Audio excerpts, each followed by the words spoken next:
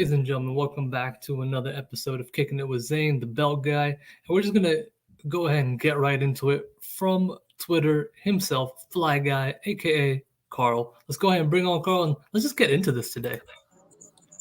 Zain, how are you, my friend? Thanks for having me tonight. I appreciate it. Appreciate you for taking out the time and being here. So let's just get right into it because obviously there's a lot happening, very few good, I would say. So before we get into just the team itself, tell us a little bit about Carl. I know you're down in Florida. I know you're the Fly Guy, but that's all I know about you. So give me a little bit about your Giants journey, right? How did you become a Giants fan? Why are you still one? Give us a little bit of history, where you grew up, good stuff, right? I was born into a family of Giant fans, so it was either be a Giant fan or get put up for adoption for crying Or out be an loud. orphan. Yep, that sounds about right. Yeah. So, but yeah, I mean, being in a family that was all Giant fans, I mean, our Sundays were planned around Giant games. It was, you had the special, coming from an Italian family, it was macaronis on Sunday or pasta and gravy and. What time were the Giants playing? All right, so we prepared dinner to have it around there. So, and I grew up literally about 10 minutes from Giant Stadium, the old Giant Stadium. I used to be able to see it out my bedroom window. So my brother and I would walk along the service road and we'd go walk into the stadium. We'd scalp tickets. So we've been going to Giant games for years. So what town did you grow up in? You were in Bergen County? Rutherford, yeah. Oh, so you're from Rutherford. You're literally right there. Okay. Absolutely. So, and then just, I've always been a Giant fan. I'm not going to change at this point. This is definitely the year where it's easy to give up on them, but I'm not going to do that. And look, I watch every game down here. I fly the flag in front of my house. So all my neighbors down here, they know I'm a Giants fan and we talk about the games I try not to talk about the games too much now, but yeah, I love it. My partner on the podcast that we do, Giant Zone, Steve, he's another big Giants fan. He lives down here. We just met on Twitter, became really good friends, and we did our podcast. Unfortunately, life kind of got in the way this year. We both taken on expanded roles with our jobs. So, and part of my expanded role with my job is traveling a lot. So it made the podcast difficult. Plus, Steve took on more responsibilities. He's got a daughter that just went to the University of Florida. So he got to get her settled, and he and his wife go back and forth to see her. So it's a blessing in disguise that life got in the way this year because it's just been a tough year. Not gonna lie, it's been pretty depressing to talk about this team just because there's very few good spots. So let's just go ahead and get right into it, right? Got another game coming up. Just had one finish, and that was probably the most competitive game we've seen, at least from the defense. Not so much the offense, right? They're only going to do what they can do right now. Fine, no problem. But from the defense, it was really good. But what are you hanging your hat on, right? As a fan, you're 1-5. You're 6 weeks in. You had that journey of last season, winning record, playoff win. Everyone's on some kind of a high. Even the people who, want everybody replaced, there's some level of optimism of something. Otherwise, why are you even watching? Right? Yeah. Based off of that, how did you get here? Like, how do we end up where we are? Like, give me some of your thoughts of how do you think we got here? As we were talking before the show started, there's a couple different things. I think the league, I think we snuck up on a lot of people last year. Okay. They didn't know what to expect with the new regime. We went from a 3-win team to a playoff team. So I think we caught a lot of people off guard, which was good. I think this year everybody is a little bit more prepared for us. I think we as fans forgot one important thing is that this is only year 2 of the rebuild. So in as much as last year's performance, playoff win, a little bit of a run in the playoffs, although, Philadelphia slammed the door on us. I think we all kind of got caught up in it, and it's natural. It's nothing wrong with it. I did. And I think the expectations were higher this year. And I think we're seeing that, behind some of our key players, this roster still has a lot of holes in it, and which again, it's still a rebuild. And I think we're another maybe 2, maybe 3 years away from being consistently competitive. So if you think we're 2, maybe 3 years out, let's just go with 3 or even 2. I mean, either one really works. If you're still 2 to 3 years out and Dayball and Shane are in year 2 of their regime, are they still here for year 4 and 5? Obviously, this year is a lost year. If they bounce back next year and they're somewhat competitive, more competitive than this year, then yeah, I do. Okay. I think if they make progress and they show, okay, nobody expected a Super Bowl. I didn't. Nobody expected 17-0 this year. So it's a bad year. Injuries, whatever. We can get into what's wrong with this team in a moment. But I think they're going to be here. This is going to be – here's what I think, okay? We're having a bad year. So let's see what moves Shane makes in the offseason, okay? Let's see, with the new pieces added to the roster next year, what Dayball does. I think there's going to be some changes in the coaching staff, which everybody out there is talking about. I think Bobby Johnson's been horrible. I think he's got to take some accountability for the poor offensive line play. Special teams has not been great. Wink, if he doesn't get a head coaching job, I think he's back. Kafka,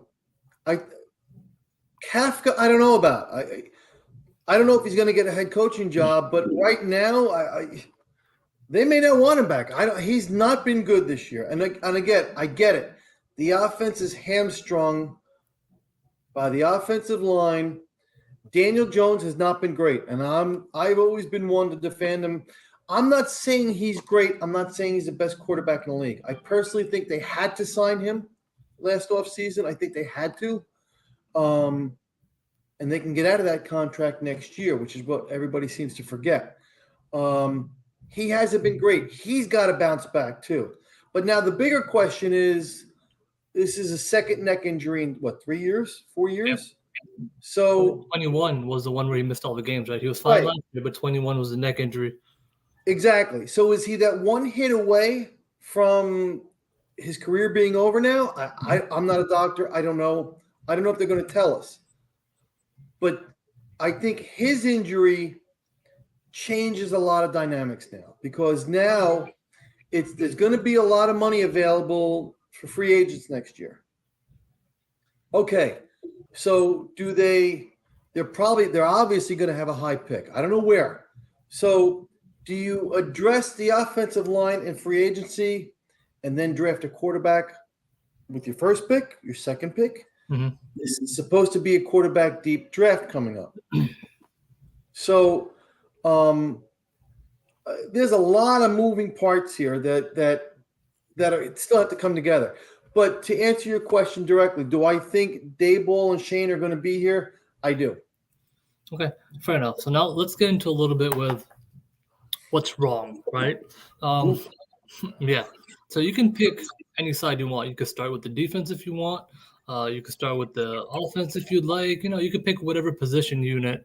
And just give me a couple things that come immediately to your head, because, I mean, if we get granular, we'll be here all night. Give me a couple things on the offensive side and a couple things on the defensive side that you go, you know what, when I watch this, I don't understand it. I don't really like it. I don't get it. All right. Well, offense, I'm going to start. Look, I got 3 of them. Offensive line. You got to start with the offensive line. Okay. I'm still – let's start with Andrew Thomas. He hurt his hamstring on the blocked kick or the blocked punt, whatever it was, week 1 against Dallas. On the blocked field goal, was it? Right? I think that was the initial one. And then he was chasing down – was it Diggs? I forgot who was chasing down on the – Possibly. Yeah. All right. If he hurt his hamstring, I get the player. Player wants to play. I get that. I completely get it. All right. But again, if the coach is, hey, look, if you're risking hurting the guy more, and he's the corner piece of the offensive line, then he should have been out of the game. Now, I don't know if playing him that whole game made it worse. I don't know. Could have. I don't know. But the offensive line has been horrible. Now, we just talked about Joe Shane. Not for nothing. And I like Joe Shane, and I think we've got a guy in place as our GM that can fix this. But his moves have not been great. Azudu, year 2, he still does not look like he's ready to play in this league yet. McKethan, again, same thing. They both had flashes, but there's no consistency. Does that come over time? I hope so. But then again, that leads into something else. At some point, the coaching's got to take the hit for that. And then Evan Neal has got to be moved off right tackle. You can't do it this year, obviously. But he's got to be moved off right tackle. I think he's too slow to be a right tackle in this league. And I think he's got to be moved inside. The speed of this game, he can't play with it. And he's getting killed. He's not showing any improvement. So I think they've got to kick. Here's what I think the future offensive line is going to be.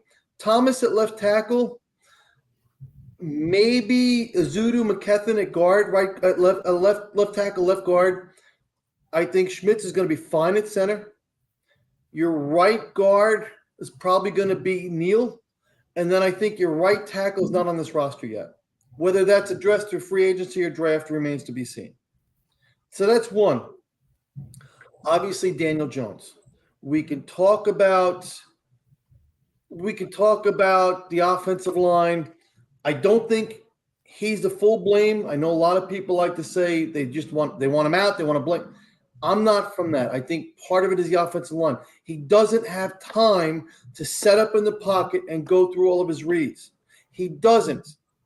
And I don't want to hear, well, he's a target. He's proven he can run with his legs and he can create plays with his legs. But he has not been great. His decision-making has not been great. He's trying to do too much. He's trying to force the ball. He's trying to make plays. And the pressure is getting to him too. He has not been great. I'll be the first one to admit it. But he is not the entire problem. Sure. And then 3, I don't think Kafka's been great. Now, okay, he's hamstrung with injuries, the offensive. I get it. Half that playbook gets thrown in the garbage because of the offensive line. But his calls have not been great. I'm sorry. He's got to take some accountability here as well. Sure. So those are my issues with the offense. Okay? So I'll throw a couple counters because I think those are all great.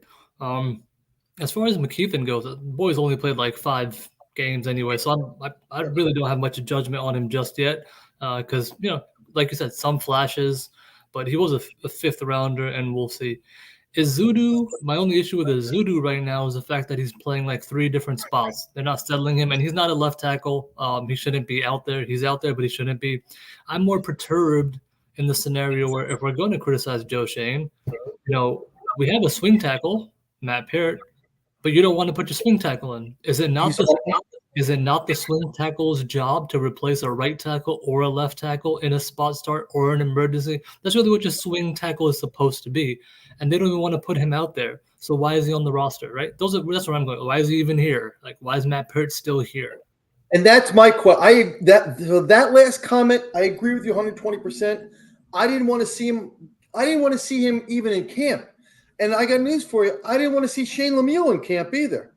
But I don't even understand how Shane Lemieux's on this roster. It doesn't make sense. Yep. Can't stay healthy and he can't block. So you're wasting a roster spot. Yeah. With both of them. I agree with you about the swing tackle, but that only works if the swing tackle can do the job. They obviously have no confidence in them. So why are they keeping them? Yeah, and I'm with you 100%. So I think Azudu, if you stick him in and you put him at left guard and permanently at left guard, I have confidence in him there. Dude's a mauler in the run game, and he's a little bit better in the pass game than people think. Just doesn't have the reps. which is fair enough. Sure. But it makes me wonder, what the coaching was thinking. Last year, everybody was over Glowinski, right? You were watching it last year, like this guy is not Awful. good. Awful. What was the thought process of trotting him out again? Now, since he's been benched, he's been slightly better. I will give him credit. He's been a little bit better because he's gotten plugged in. But man, if you're in a position where you think both guys are not good, but one actually needs to develop and needs the reps, why aren't you just playing that guy? I understand we owe Golinski money. He's getting released Yeah. after this year no matter what. But at that Right. point, what is the value of the money? So I'm with you where you got AT at left tackle, you said. I love JMS, hate the injury for him. He was doing really well. I hope he's back real soon and gets more reps and continues to. He'll be good. I'm Mhm. with you at Neil. For the rest of the season, he's going to be at right tackle, Right. but he should absolutely. I mean, don't make that Eric Flowers mistake, right? Go ahead, Oh. go ahead. I know we hate that name, but don't make that Oh. mistake of just forcing him into a spot. I'd absolutely be open to trying him at right guard after the season's over. Move him into right guard, and like you said, then go either draft the right tackle, sign the right tackle. Is Justin Pugh good enough for a 2-3 year to hold down that right tackle? I don't know. Is he good enough? I We don't will think see. so. That's the evaluation. Um, Yeah. but that would then help complete some of your five. And I actually last summer before he got hurt at FanFest, I liked McKeithen at right tackle. I think he's actually too big to be a guard. I think he plays too high. He's too large. He's like 6'7", Yeah. 350 or something. I'd Yeah. prefer him to be at a tackle. So I think he's playing a little out of position as well. That's my personal opinion. So they've got some pieces, but like you said, where's the development? When is the Right. last time the New York Giants can sit down and say, we developed these players and they've turned into something? Can you name me three? In the last decade, can you name me three guys that we drafted and developed properly and kept? And you know why the answer is no? Because nobody gets a second contract. That's how I know the answer is no. Except Shep. Right. Shep is the only guy to get like a second contract. Right. Right. But again, and you know what? You raised some good points. To answer your question, why do we keep throwing Glowinski out there? Because unfortunately, he's the best of what we've got left. Hmm. Which again doesn't say much, but No, um, agreed for the spot starts. I mean, to start the season, why was he the main guy? Like I would have bet on Azudu at that point. Like, look, man, because I like, and you know what? I like Bredesen too. Bredesen, I'd be happy to stick in at left guard instead of This is a Sims. warrior, but he's not a consistent starter. To come in and replace somebody, he's great. He can't be counted on to give you that full production week in and week I out. think I think at guard he can. At center, I don't love him. He played better at center a little bit, but at guard, I really, really do like him. His biggest question mark is durability. He can't seem to get Yes. through games. So we're back at the point of Right. he at least has talent, but he can't get through 2 or 3 games, and then you lose all consistency. Now you got a patchwork, right? Patchwork here, Right. patchwork here. But again, unfortunately, we're stuck with what we have right now. But Anybody you add right now, and I know Collins is out there. What is he coming off a? He's coming off ACL, was it ACL, MCL, PCL, everything. He has the yeah, Saquon Barkley. right. He had the Saquon Barkley injury. Same thing. Yeah, and I don't. Look, Justin Pugh was a warrior the other night. Great job. All right. But he's not a long-term solution, is my point. He's a little older. 33, Sam right? Collins, 33. Yep. But he's that good veteran guy that if he can't be a starter anymore, but he's that next guy up, I'm good with that. I'm great with that. But we got to solidify that starting five first, and we have not done. But again, we talk about this every off season. Yeah. Every off season, what was the problem with the team last year? Offensive line. Yep. It amazes me that this is now the fourth head coach that is trying to solve this problem. It just amazes me. I don't have an answer for that. The only answer I can get back to, if I had one, if at all, the only answer I can get back to about the offensive line has to be the coaching. It has to be. You can't miss on every single player to even be adequate. Nobody's even asking for all pros or pro bowlers. We just need a guy to be average. Can you be like 15 through 18? Can you be average? So I agree with you. At some point, the coaching staff has to take accountability for that. Has to. But I'm going to take it a step further. Sure. Scouting. Where the hell is our scouting department? All these other teams are finding guys after us, and they're starting for 10 years. where are we missing the boat? So there's holes not only in the roster, still throughout the entire organization. Yeah, 100%. Now let's jump So on the other side of the ball. All right. The so defense was a strong unit last year, expected to be a stronger unit this year, right? You add mhm, Okereke, people had high hopes for Tay Banks, who's lights out so far, thumbs up. I was not sold on the Hawkins move, but I mean, we could see why. I like his potential. Wasn't sold on it from day one, though. I didn't like right. moving Dory into the slot. I kind of hated that move. But all in all, there was an expectation between beefing up the D line and adding Okereke and McFadden hopefully taking the next step, which he has. They still can't stop the run to save their lives. Oh. Why can they not stop running backs? So let's all right. So let's take the defense. Let's break it down. Defensive line. Dexter Lawrence is great. I think we can all agree on Dexter Lawrence. Yep. Leonard Williams, he's got to go. Yeah. He had the one season with the sacks, but you double team, you take him. Not only do you take him out of the pass rush, you take him out of the game. He's got to be better. He's not, especially for the money that they're paying him. All right. So, and then you got a rotation. All right, but again, they're not that deep. They need to improve the line. Okay. Edge, all right. Thibodeau, all right, he's starting to come on now. So I'm gonna kind of temper my criticisms on him a little bit. He got off to a slow start. I think we can all agree on that. He seems to have gotten better. So let's hope he continues going that direction. And I'll keep my mouth shut. No coincidence. He got better once Wing stopped throwing him into coverage every other play. So part of it is Okay. we're getting back to a little bit, like you said, right? There's players, there's coaches, there's a whole globe of different moving items. Right. Aziz Ojolari, he's got to stay healthy, man. He's got to stay healthy. He's killing us. That one breaks my heart a little bit because with pure talent, his bend is just amazing. Like if he's out there for 17, he's a double-digit guy, no problem with the pressures, all that. Right. And just can't stay healthy. It's killing us. The linebackers.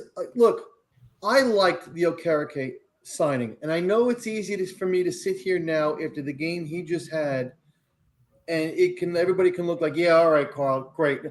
Look, I play fantasy football. In my league, you got to pick defensive players, not units. And I had him on my team last year, over 100 tackles. He was great. So I was very, very pleased with that. Chris just put a comment in there, which I agree with. You made the trade for Isaiah Simmons. Well, where the hell is he? Yeah, can he not understand the playbook? Where is he? I don't understand that.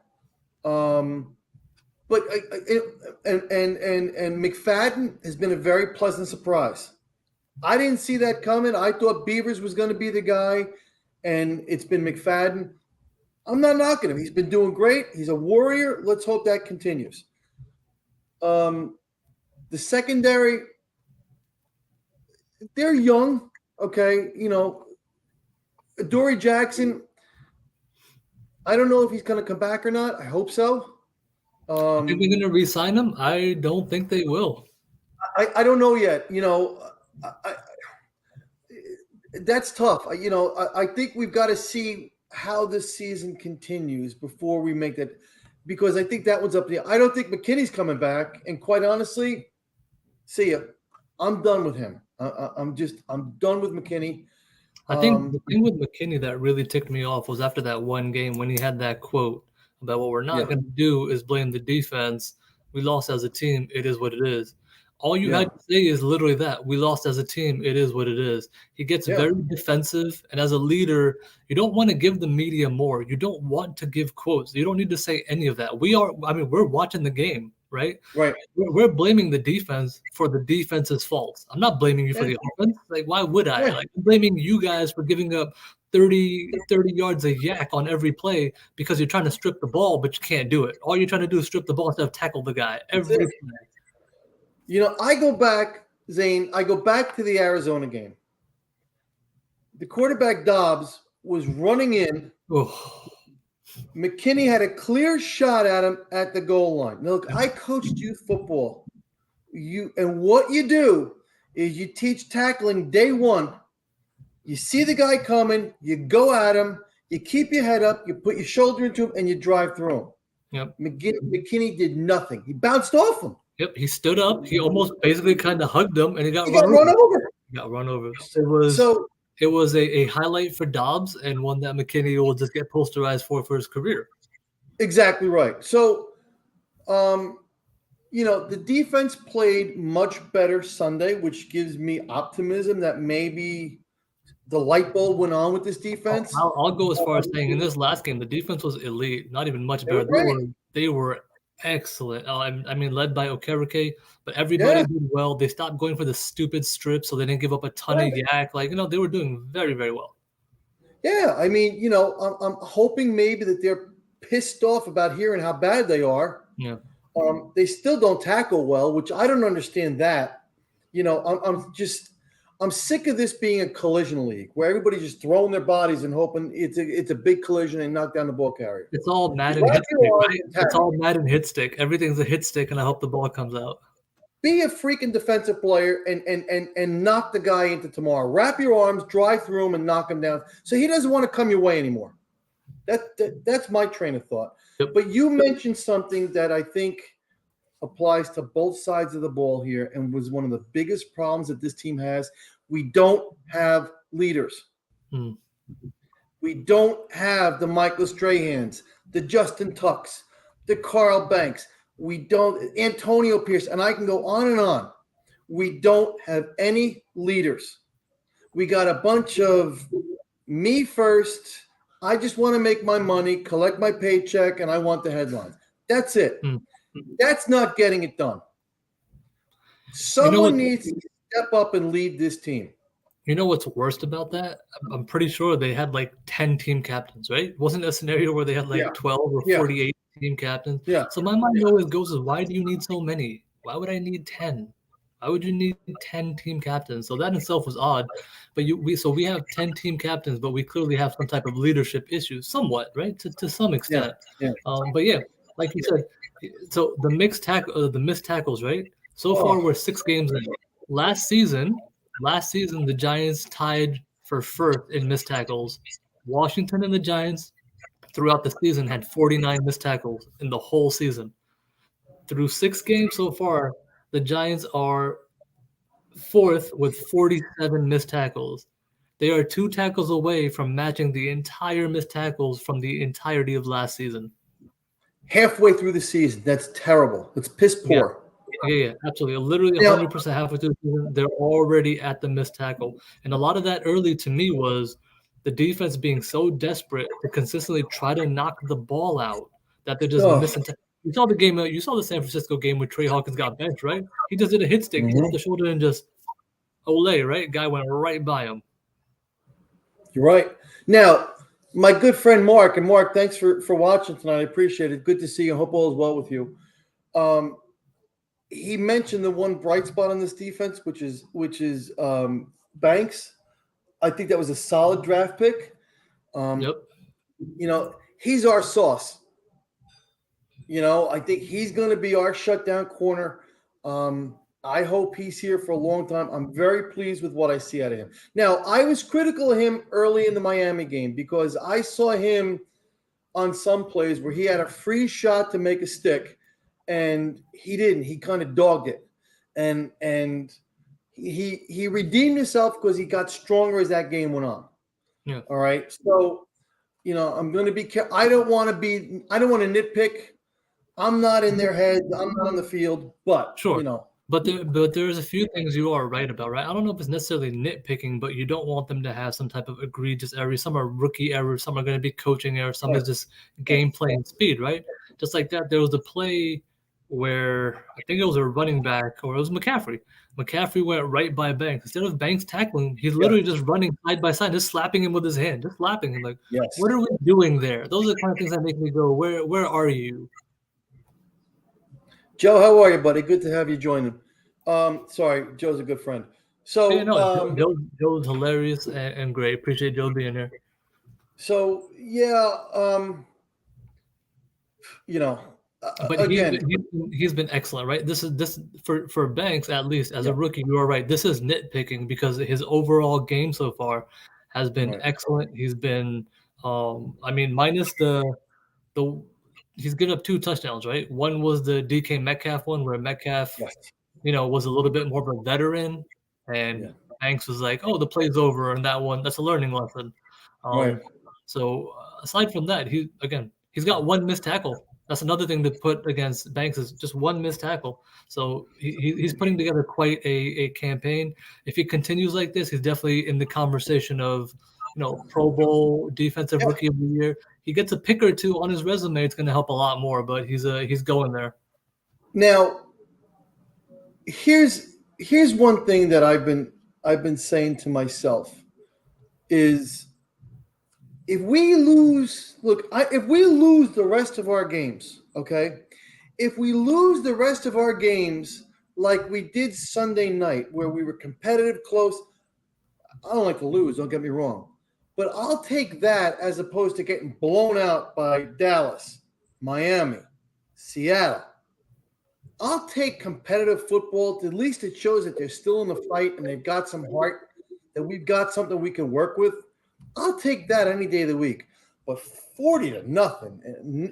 And let me tell you something. The networks have to stop putting this team on national TV. It's just it's our shop of horrors. It's awful. This team is terrible on national TV, Yeah. and we're out there for the whole world to see how bad we are. It just magnifies it, makes it I even worse. will say, at least in the last game, though, they didn't embarrass themselves for once. I mean, we can at Yeah, least say that. I have a neighbor who's a Bills fan, and he was giving us credit. I was like, I don't know what you were watching, but I'll take it. I'm just tired of. I'm tired of staying up late and waking up tired and pissed off because we got blown out on national TV. Yeah. Just tired of it. What do you make of the last game? Why do you think they didn't call that DPI? Why do you think they don't call the DPI on I forgot the Bills DB, sorry, the one on Wall, the last play. Why do you think they don't throw that flag? Because the guy's looking right at it. Like this is not even a Right. scenario where he doesn't see it. The ref is literally looking at it. He's being held from about the 1.5, 2 yard line all the way Yeah. through that's about 8 yards of DPI. And they Right. don't call it. And you know what? Even the announcers and even their official everybody said that was pass interference. Same like the same as the Okereke personal foul where he hit his Right. arm. What are we talking about? So I don't know. You know what? I gotta be honest with you. I don't have an answer why they didn't make that call. Because Lord knows, I was sitting. I jumped off the couch. I was throwing everything that I can get to resemble a flag. I don't know why. I for the life of me. Because you know what? Now I will say this. We got lucky last year against Washington in Washington because they could have called it on Darnay Holmes. Sure. So I don't want to say we don't ever get the calls, but it just seems more likely than not we don't get them. So I got two things, and part of it I think you've answered. One part is I don't think they wanted to call back-to-back DPIs. Right? They had just called it before. I felt like in that place they didn't want to call it. True or not, that's kind of how I feel. That's part of it. The second part is kind of what I think you just hit the nail on the head. If it's kind of like the last play of the game, end of game, it's a real close one. The refs just don't want to make the decision regardless, right or wrong. They just kind of want to be like, it is what it is. But they made it the play before to put the ball at the 1 yard line. Yeah, I understand. But now with the clock out, and this is a little, I'm with you. I'm not disagreeing. I'm saying, Right. what are they going with? That's just kind of, that's all I could come up with here. Is that what they're going with? I mean, be consistent. Yeah. Make the call, and that one was clear as day. I mean, if anything, they've been consistently inconsistent and consistently poor. Again, there were multiple phantom calls, right? Evan Neal with the ineligible blocking never happened. Takes away what, 43 yards for Hyatt? What a bomb by Taylor, by the way. That doesn't go in our favor. They called a holding call against Leo that wasn't real, but they called it on defense, a holding call on defense, as if that even happens at the D line. Okay, fine, whatever. Right. That one too. What was it? Then you have the Waller no call.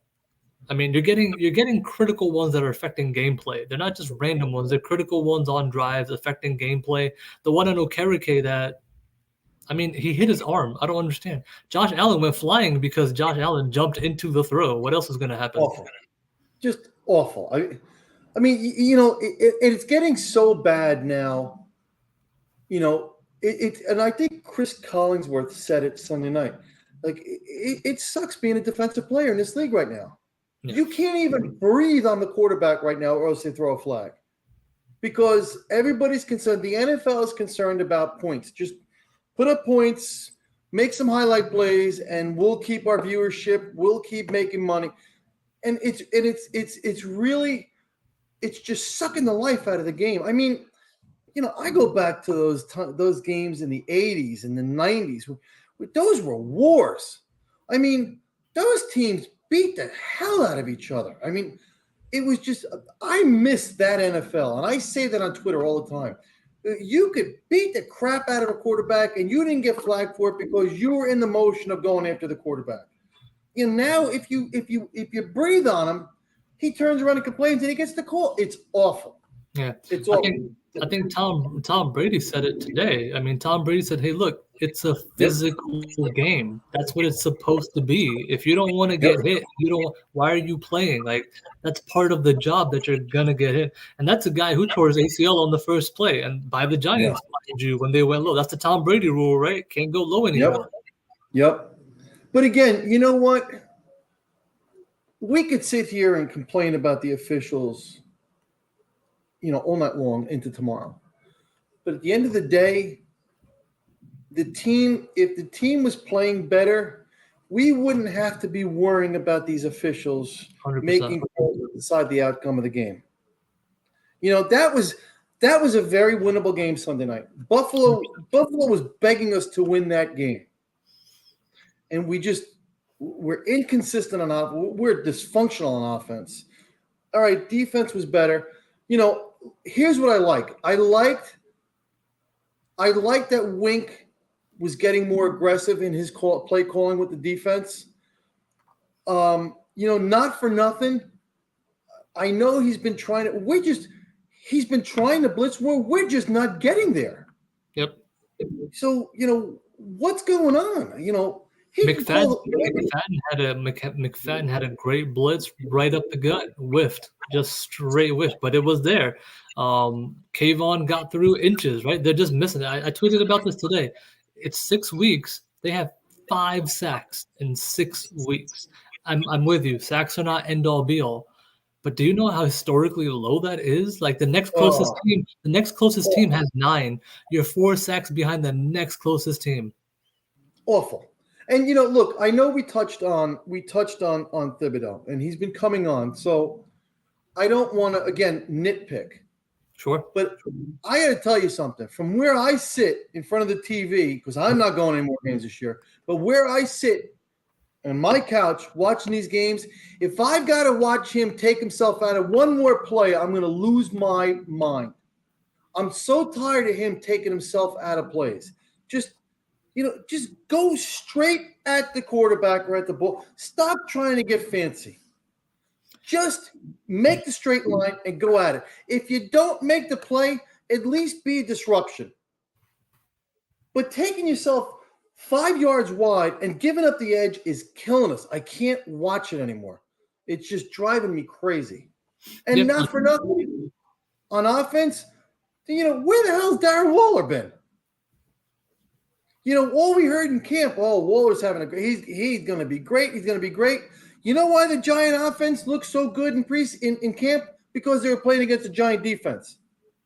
The Giant defense looked great in camp because they were playing against the Giant offense. I mean, what's going on? It's mind-boggling to me. And that's probably why they thought they hit on Trey Hawkins, right? Trey Hawkins shut down. Well, against who?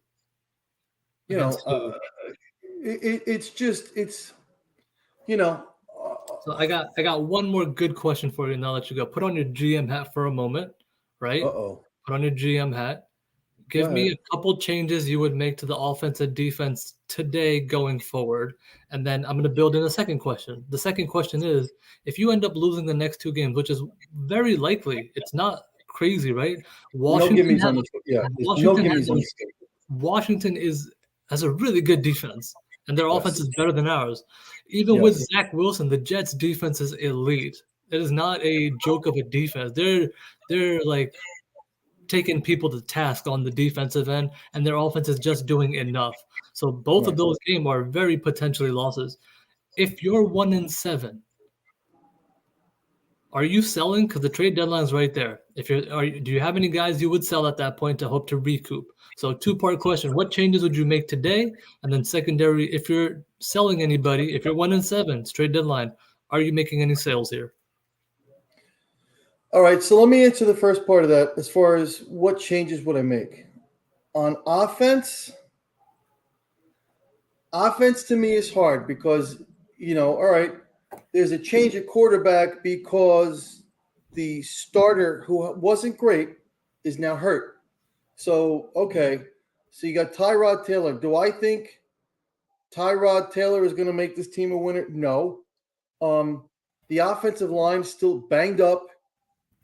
The players that we have are not that good. So I don't know what real changes we can make. Now, I think the changes that could be made on offense, want my honest opinion, it comes from Kafka. Kafka's got to change his plays. You got to look at what you got and say, okay, these are the lemons I've got. I got to make lemonade. I got to figure it out. So whether that means Daboll gets involved more with the play calling, that's between them. But I think it starts there. Take what you've got. These are the strengths with what we've got, and we've got to work within that. You know, on defense, I think we got a glimpse of it Sunday night. I think Wink he's got to get more aggressive. He's got to get more aggressive. Whether you stunt on the line a little bit more to try to confuse, the run blocking to try to, get a little bit more penetration they're not even getting penetration on the run. They're 3 or 4 yards off the ball before they even make contact with the ball carrier. So I think you got to stunt a little bit. I think Wink has to continue to be aggressive. Part of it, I think, also is some of these younger guys just learning and getting more comfortable. Banks is going to be fine. I think just keep him out there, let him keep playing. But I think that's part of it. I've never been a Cordell Flott fan personally. I know he's had some moments. I'm not a fan of his. I wouldn't mind seeing him off the field, but again, then what are the options behind him? So, Durag um, Darnay, baby, a flag at least yeah, once every yeah. series. I'd rather just take my pain with Cordell Flott. So, those are just some of the changes that I would make. I mean, I got to be honest with you. With this offensive line and this offense, the way it's functioning right now, I don't have the answer. That's why I think they've got to change their scheme, their play calling. Try to run a couple more screens, swing passes. Get a little creative. You got Wan'Dale Robinson back who's playing very well. Run some jet sweeps. Every other team is running a jet sweep. Well, why the hell aren't we? Well, because our guards can't defend one. They get blown up when they try to. Thank you. You're 100% right. Where's Sterling Shepard? Not for nothing, but he still can catch the ball. He may not have the speed that he used to have, but I would try to incorporate him more. And he's also actually your best blocking wide receiver. The guy's a Yeah, dog, man. He's a dog when it comes to blocking. and it's easy to sit here and say, well, all right, they got to get Hyatt involved more. Again, you need time. But, Tyrod Taylor threw a deep ball to him, and he was there, made the play. So He made the fourth down catch too, right? 4th and 9. He was the guy who went up and got it. So I would try to incorporate Jalen Hyatt more. Let him start getting more comfortable with being the guy. If that's where you think he can be, then start getting him. I mean, look, you got one win, man. You gotta just put it all out there. You gotta start seeing what you have, what you can build with, and what's got to go next year. So do it. Do it. Stop worrying about wins and losses right now. Now you just play the game. Season's lost. Play the games. See if you start picking up some wins. See if it starts coming together, what clicks and what doesn't. I think it's an evaluation at this point. Yep. As far as would I sell? I'll Who's just going throw to names do? out. Let me make it easier for you. I'll throw some names out, and you can pop into those, right? Guys who are either in a contract or a one year deal, right? So you Right. got Leonard Williams, who again has a void year because of salary cap that they had to do, but really he's on the last year of a contract because he can be released. So you got Leonard Williams, you got Adoree Jackson, you got Xavier McKinney. I'm going with some of the big names. Saquon is a 1 year guy. He's on a franchise. He counts under the 1 year. So those are four pretty big names. And then you have a bunch of guys who are probably on 1 year deals like Ashawn Robinson. You got Paris Campbell who's on a 1 year. They've got all these other little 1 year guys, but some of the bigger names on the 1 years are your Adoree, Mhm. Leo, McKinney, and Saquon. Those are your big names. Are you moving either of those guys if you can? I don't think they can move Leo. Mhm. I think the contract kills That's that. a huge problem. Yep. Right. Adoree Jackson. All right. There. I think is a trade chip. All right. I think he Um, can. I think he can. The right team. I think he could get you a third. I really think because he's still an outside yeah. cornerback in the NFL. I think he could get you a third. Yeah. So I think Adoree Jackson is a possible trade candidate, although I'd hate to see him go, but I understand it. Um, again, McKinney's gone into this year. I don't think anybody's going to trade for him. And he hasn't been great either. Yeah, ever since he had the accident on the beach with the ATV, he's not the same player. So, who else did you mention in that whole mess?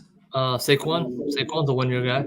I don't see it. I don't, especially with an injury right now. Yeah. He's still not 100% back. So, if he continues to improve, possibly.